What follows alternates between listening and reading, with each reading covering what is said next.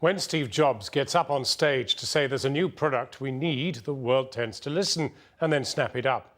As I speak, Steve Jobs, the head of Apple, is telling us the future is the iCloud, a massive server in the sky where you'll be able to store your music, photos, books and more. So are the days of the humble hard drive, and indeed computing itself as we know it, numbered? Our technology correspondent Benjamin Cohen has been finding out.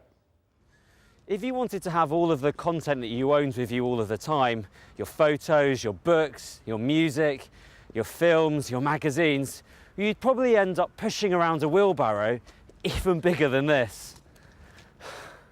Increasingly, you don't need to own any of these items in the real world. Instead, you can access them digitally from wherever you happen to be through what's called the cloud.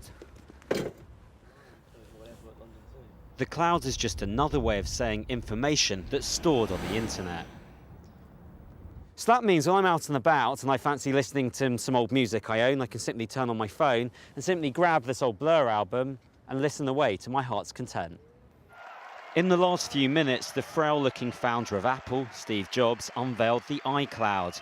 Every photo you take, video you buy and document you write will be automatically stored on the internet and accessible from every Apple device you own, all for free, but a neat way to keep users buying their expensive products.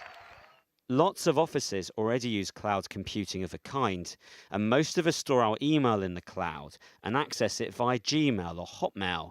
And of course, many of us also share our photographs and store them on Facebook's cloud. So Apple isn't the only company pushing for this. They're joining a storm of others trying to get us to store the content we've created ourselves and that we bought in their clouds. I've never used this computer before, but it's running Google's cloud-based operating system called Chrome OS. So I'm going to log in with my Google details. Should log me straight into my Google Mail. And because this computer is connected to the cloud, I'm able to pick up the documents I've been working on at home. But given the recent hack of Sony's system, should we be worried about handing over the responsibility for the security of more of our personal information to the tech giants? The security, you are putting all your information up on the cloud, and if it's easy for you to reach, then it's easy for anybody else. And if your cloud supplier is as careless as Sony has been with its subscribers, then your data can be mass downloaded by any of a number of nasty hackers anywhere in the world. Cloud computing is nothing new, but over the past decade, Apple and its founder Steve Jobs have had a knack of popularizing growing trends and making them much more user-friendly. And it needs to keep doing so in order to stay as the most valuable tech company in the world.